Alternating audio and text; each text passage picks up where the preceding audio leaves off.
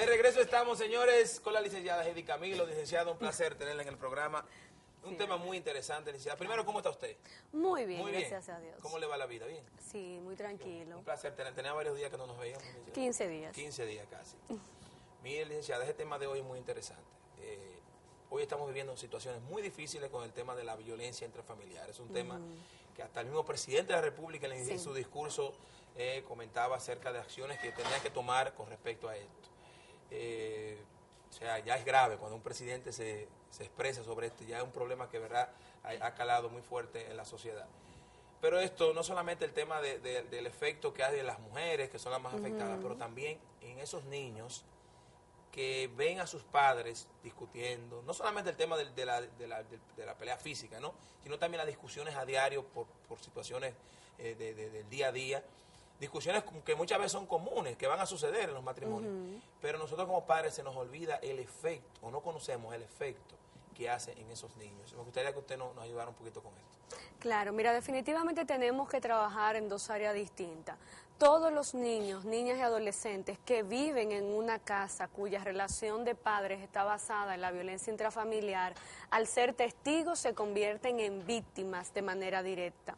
Cuando una persona agresora, no vamos a decir hombre o mujer, lamentablemente en nuestro país el 97% de los casos es del varón hacia la fémina.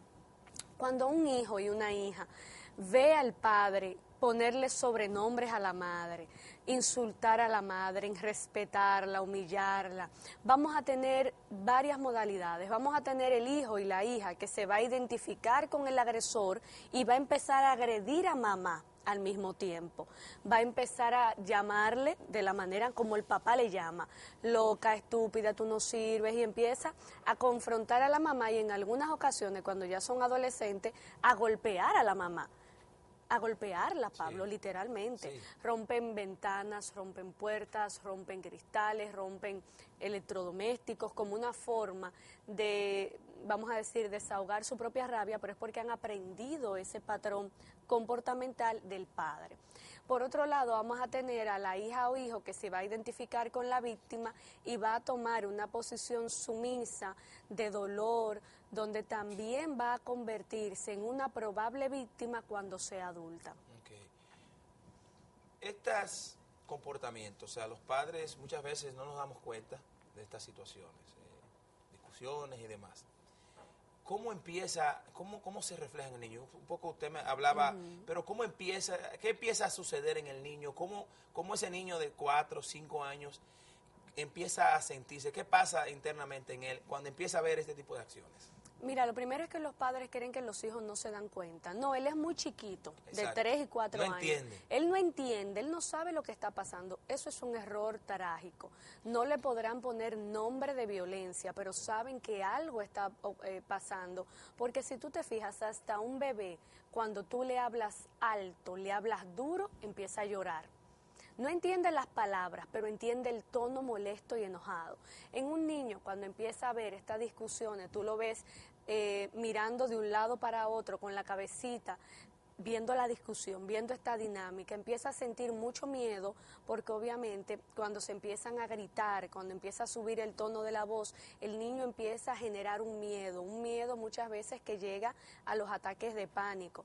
Puede de hecho empezar a tener trastornos de ansiedad y este niño o niña va a empezar a reflejar una baja académica. Son niños que obviamente no se pueden concentrar en las clases, son niños que se pueden volver aislados, deprimidos, ansiosos, se vuelven torpes porque, bueno, están más pendientes de proteger a la mamá y de estar muy bien para cuando papá llegue y no ser ellos los objetos de abuso más adelante. Muchas veces hay hijos que cuando el papá llega y ven que llega molesto, se esconden en las habitaciones y muchas veces se esconden debajo de la cama a llorar. Sí. Empiezan muchas veces a tener conductas regresivas. Hablan de hasta de orinarse en la cama. Sí. Niños ya que han logrado un control de sus esfínteres, cuando manejan mucha ansiedad, mucho miedo y mucha rabia al mismo tiempo, empiezan a orinarse en la cama. es trágico y doloroso cuando a los terapeutas, por ejemplo, un niño llega, estoy hablando de niños de 8, 9 y 10 años, y le dicen, mire, yo quisiera que mi papá se muriera.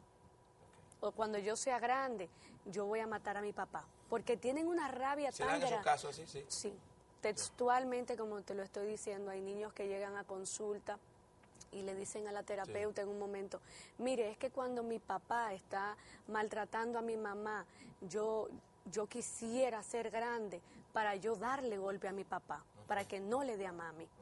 Hay niños, lamentablemente, me he topado con pacientes que me han dicho, mire, él se detuvo cuando mi hijo agarró un cuchillo y le dijo, suelta a mami.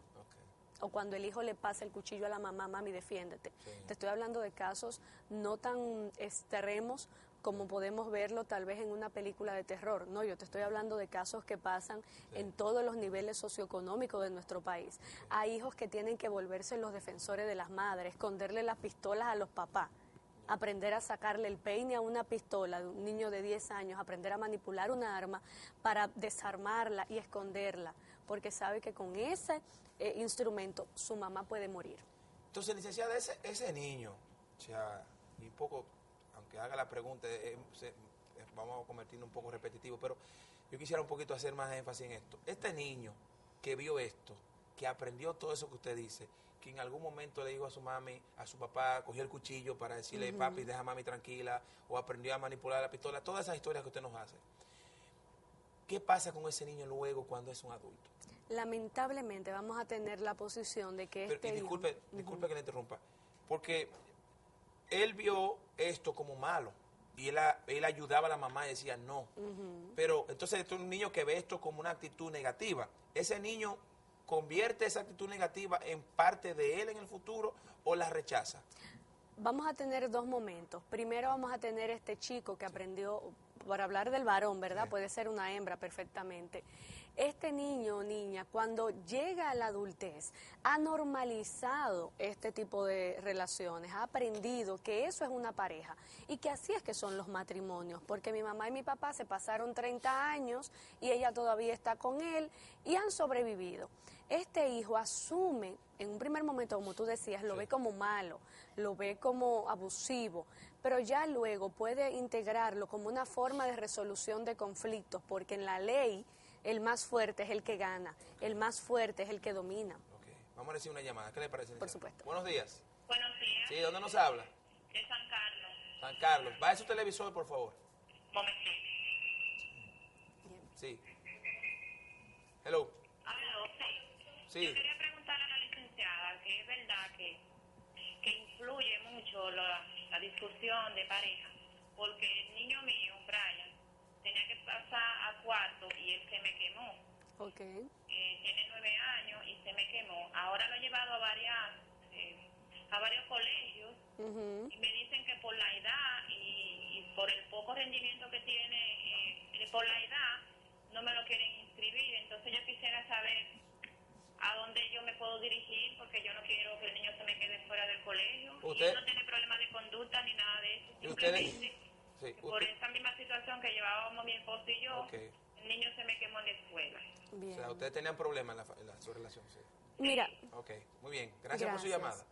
Mira, lo primero es que ningún colegio, pienso, que puede rechazarte. Y menos por edad. Y menos por edad. O sea, un niño de 9 años decía que tenía. Sí, tiene 9 años. En cuarto no estamos... No está mal. No. O sea, no es que tiene 15 años y va a ponerlo en cuarto, es 9 años. O sea. Y todavía esa fuera la condición, claro. hay escuelas especiales para casos especiales. Ningún colegio te lo puede rechazar por la edad. Y si no te lo quieren aceptar, dirígete al Ministerio de Educación. Así es. Porque esto la ley y tenemos un ministerio que lo regula. Sí. Por otro lado, si tu niño está presentando problemas y dificultades en el aprendizaje, producto de una dinámica violenta en tu casa, entonces tú y tu niño tienen que recibir atención psicológica, porque ¿qué pasa? La gente cree que muchas veces separándose se resolvió. No, hay secuelas. Claro. Sigue todo este recuerdo, sigue el temor, sigue la ansiedad y sigue también la depresión. Eso es importante, ya no solamente el hecho de que, bueno, ya yo me dejé de la persona, el problema se solucionó, eso está ahí.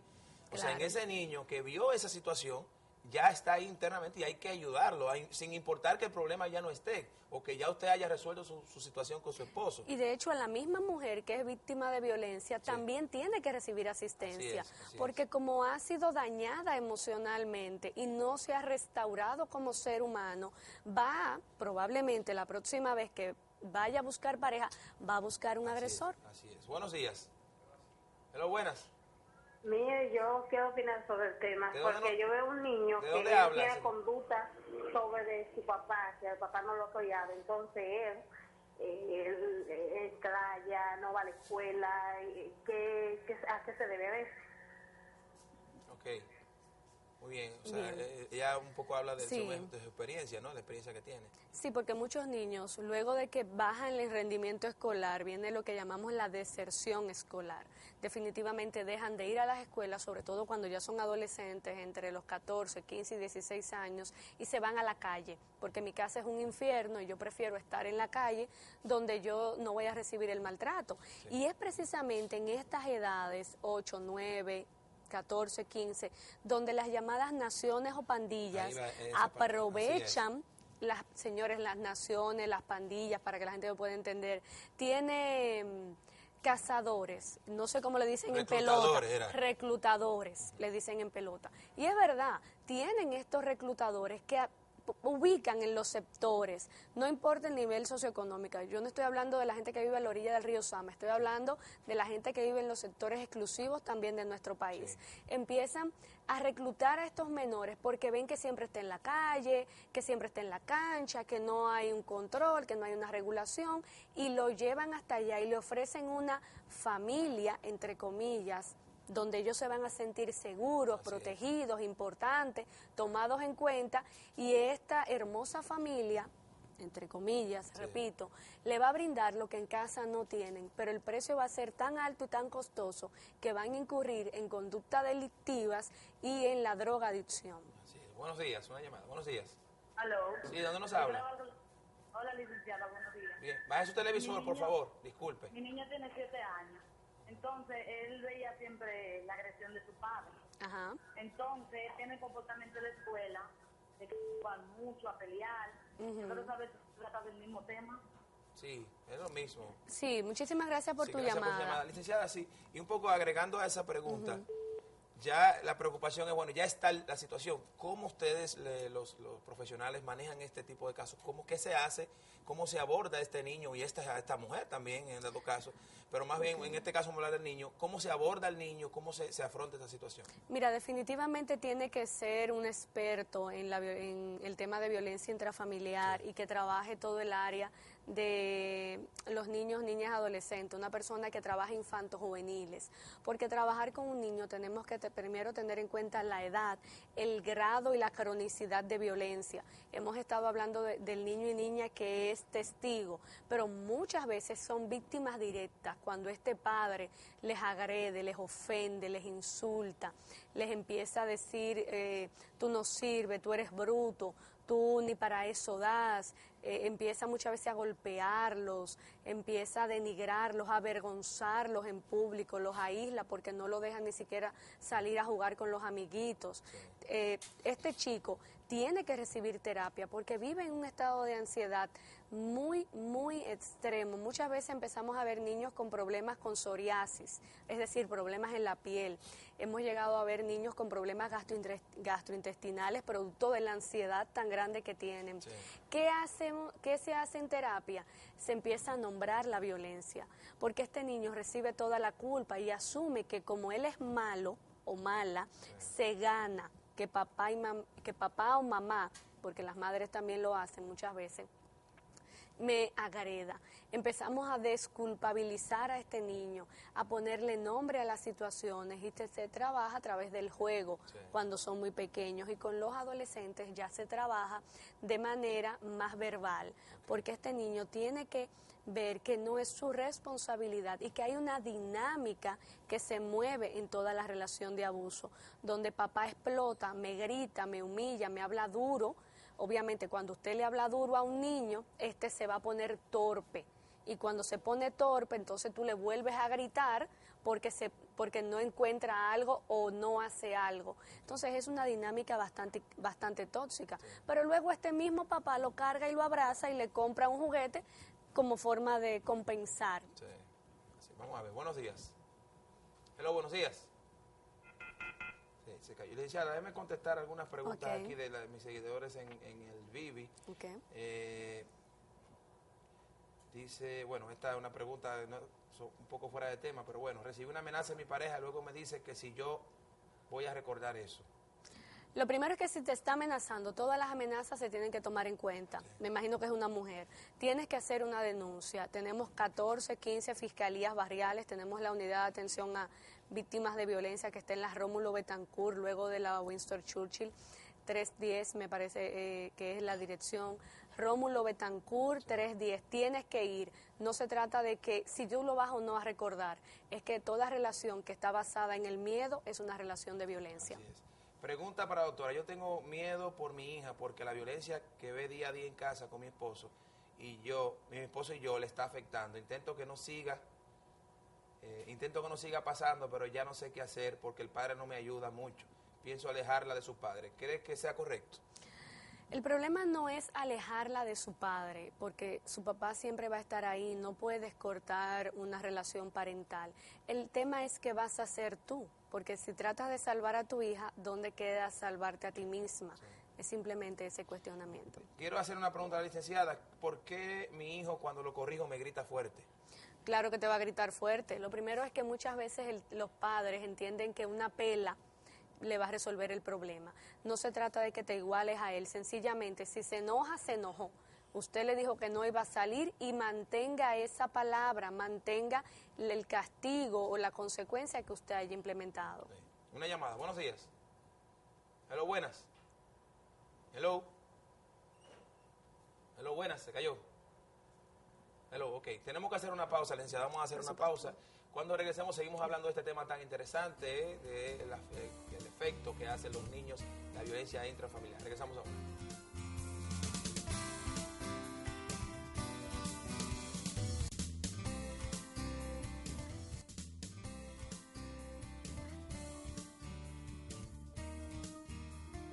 Y de regreso estamos y seguimos hablando con la licenciada Heidi Camilo sobre este tema tan interesante, el efecto que hacen los niños, el efecto negativo obviamente que hacen los niños, la violencia intrafamiliar. Licenciada, tengo varias preguntas, esta interesantísima que la hacía una joven, no voy a decir el nombre, pero dice que buenos días, tengo un niño de 8 años, que cuando lo corrijo me dice que para él no hacer las cosas tengo que comprarle juguetes. O sea, para él hacerle caso, tiene que comprarle algún juguete. Para él portarse bien, tú tienes que compensarlo. Lo primero es que si entras en esa dinámica, tu hijo se te va a subir en el hombro y en la cabeza y vas a estar dominada por él. No, para corregir a los hijos se debe ser firme. Usted lo mira a los ojos, como hablábamos fuera del aire, le dice lo que está mal y sencillamente, si no hay cambio de actitud, usted lo retira. Si tiene 8 años, tú lo retiras 10 minutos a la pared y que mire. Y no le compres ningún juguete, porque si tienes que comprar la buena conducta, cuando esté grande vas a tener que pagarle y vas a crear a un delincuente. A un monstrico. Sí. Buenos días. Hello, buenos días. ¿De dónde nos habla? De Cancino. Cancino, adelante, bienvenida. Es Daisy que le habla. Mira, yo tuve un inconveniente el domingo con mi esposo, él intentó agredirme y una de mis hijas, que tiene 20 años, metió la mano y él la cortó en un brazo, tiene una herida como de 25 o 30 puntos. Okay. Y cuando fuimos a coserla, porque la menor también tuvo que meterse y darle durísimo para que él se calmara y se calmó. Cuando fuimos a coserla, fueron y lo buscaron preso, lo detuvieron. Pero entonces cuando fuimos a la fiscalía de intrafamiliar, a ella la dejaron presa, a mi hija y a mí, y a él lo soltaron.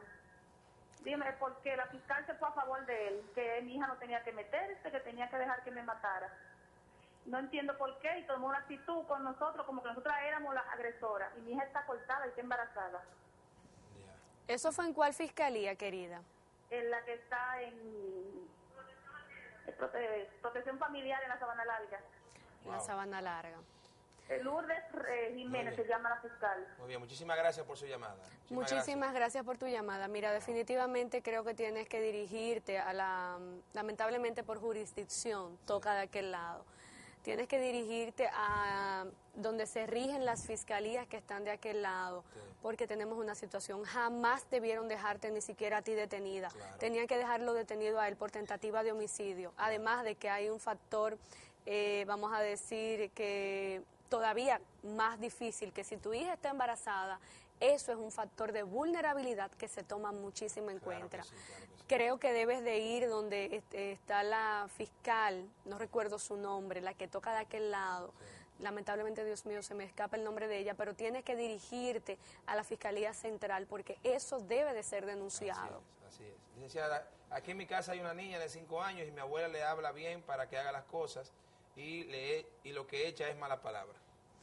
Tienen que revisar quién es que habla con malas palabras, porque los niños copian en función de lo que ven entre los adultos, sea dentro de la casa o fuera de la casa. Cuando la niña diga una mala palabra, sencillamente no la importanticen, déjenla, vamos a decir, de lado, y cuando haga rabietas y se tire en el piso, no la miren, no le presten atención. Cuando se levante de la rabieta, entonces la ponen de castigo o como consecuencia 5 minutos mirando a la pared o sentada en un mueble. Esto también, supongo que ese mismo consejo va para esta persona que me dice, buen día, tengo una niña de 2 años y tiene un temperamento muy fuerte, extraña las cosas de pique y no sé cómo corregirla.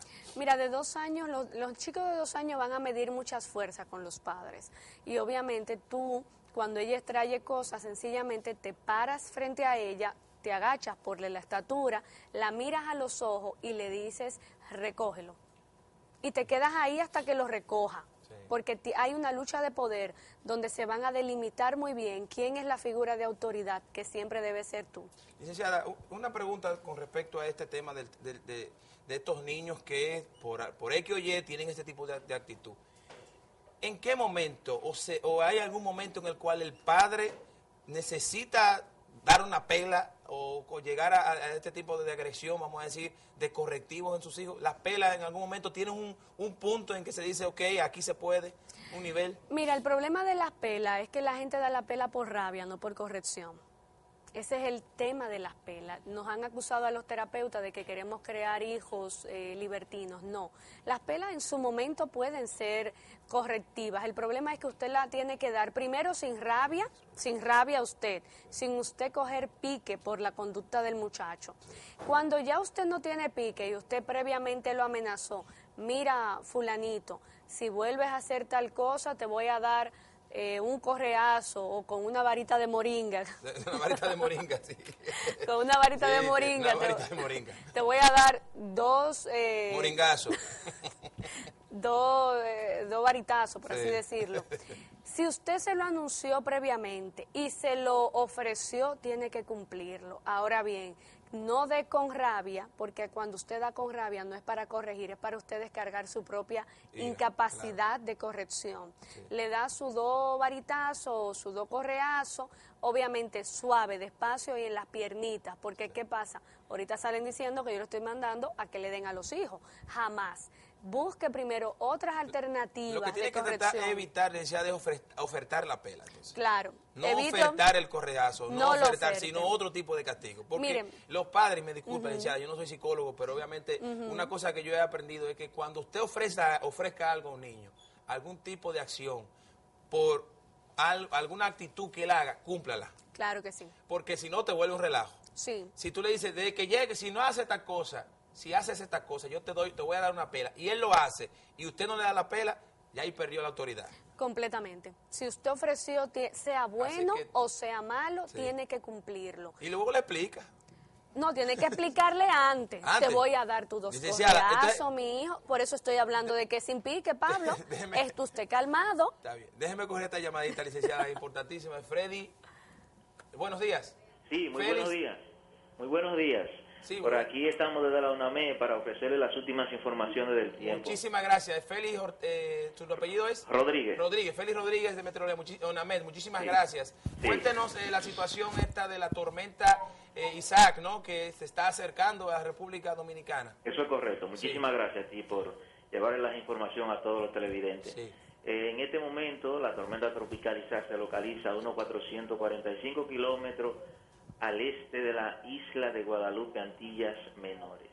se mueve hacia el oeste a unos 30 kilómetros por hora, con viento máximo sostenido de 75 kilómetros por hora.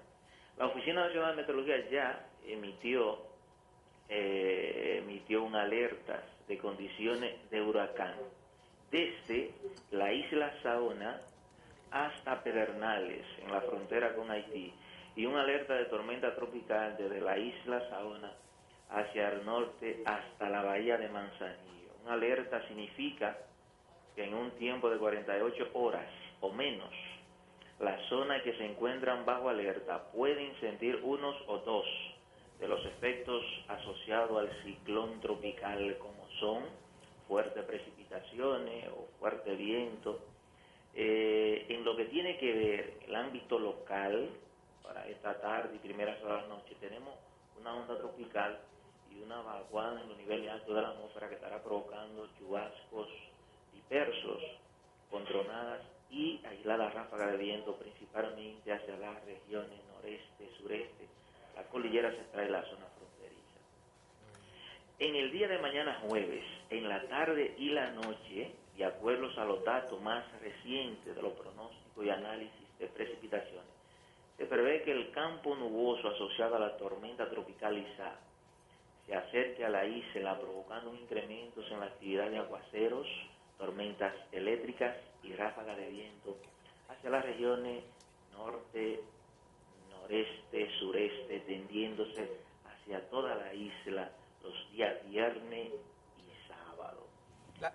Es importante decirle a la población que la Oficina Nacional de Meteorología está monitoreando este sistema continuamente, monitoreando la evolución y desarrollo, y que deben estar atentos a las informaciones que emite la Oficina Nacional de Meteorología en coordinación con los organismos de emergencia. Entonces, disculpe, la proyección es, de seguir esta proyección, sentiríamos ya, tocaría a la República Dominicana, ¿no? Eso es correcto. Sí. Según los modelos numéricos más confiables en trayectoria de ciclones tropicales, todo indica que este sistema pasaría muy próximo a la península, el ojo, me estoy refiriendo al ojo, sí, al ojo del sistema, pasaría muy próximo sobre la península, muy próximo a la península de Barahona o sobre ella. Okay. Ahora bien, este sistema nosotros lo estamos monitoreando, evidentemente que pasaría muy próximo, como te dije, sobre la península de Barahona o sobre ella, como tormenta. Las proyecciones son las que están dando. Entonces, nosotros vamos a tener muchas precipitaciones sobre el país, principalmente en la parte sur-suroeste, oleaje muy anormal en la costa caribeña, pero este sistema todavía, como te dije, está a 445 kilómetros al este de la isla de Guadalupe. Cuando él ya se llegue al arco de las Antillas, en agua del Mar Caribe, al sureste, sur de Puerto Rico, según los modelos numéricos, se espera que este sistema se intensifique y se convierta en huracán categoría 1. Muy bien. Bueno, de ser así, nosotros vamos a seguir monitoreando este sistema, pero es importante que la población esté atenta, porque evidentemente nos va a tocar, ya sea como tormenta o como huracán. Bueno, muchísimas gracias, Félix Rodríguez de ONAMED, por la información. A todo el pueblo estaremos atentos aquí en Telesistema, y también nosotros programa con el consumidor, atentos a la trayectoria de esta tormenta. Hoy día tormenta, pero según escuchamos se puede convertir en un huracán y está amenazando fuertemente a la República Dominicana. Así es que, señores, hay que tener mucho cuidado. Antes de irnos, licenciada, por favor, tomar agua con nosotros. Agua Planeta Azul llega a todas las partes necesarias del cuerpo, por recomienda diferentes procesos de purificación para obtener un producto natural e ideal para su salud. Agua Planeta Salud, licenciada. También recordar que en AFP Reservas avanzamos cada día firmes en nuestro compromiso por garantizar su retiro. AFP Reservas, la AFP de los dominicanos que les garantiza su retiro. Licenciada, muchísimas gracias por estar en el programa. Un placer tenerla aquí. A todos ustedes, gracias por su atención. Sigan con la programación de Telesistema y con todas las informaciones que van a salir en estos días, en estas horas, con respecto a esta tormenta que, vuelvo y repito, puede convertirse en huracán, señores. Va a traer mucha lluvia, hay que tener mucho cuidado. Sazonando a continuación.